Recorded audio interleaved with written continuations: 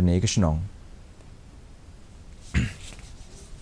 Wat hadian baka Comptroller and Auditor General kala penmi ya kekai pot jongka ka berpenpau ya kejing pendon kam bakla bat kejing pelut put ka basyongdor ki kelur tingka ha kejing pentrai kam ki skim berper-per hapok ke jela unong elam jong ka seng BJP bolong udkhot ka kenhun menteri ba el hek hinden gesngi laong ba dei ban Pynshisha Shwa ya ki Jingkynthoh ha Shwa ban Shim ya karai Halor Kano kamat da ka baong ba ka dei ka kamram jong ka CEG ban pentip Halor kita kimat kenang ba katanat ka badai kala ban ai ya ka jubab ulaong ru bala dadon kanu ka babakla ka dei ka kamram jong ka soka ban penbek ya ka.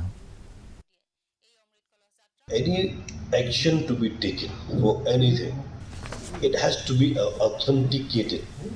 It has to be proven. Without that, no action can be taken like that. Not emotionally to take action against anybody. Let's be reasoning properly, think properly, then only whatever action has to be taken, that will be taken as a duty of CAG to find out any wherever they can identify the misuse of funds.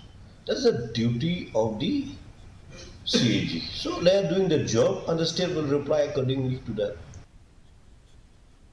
Ka soka jela ketemu ban sedang no ya ki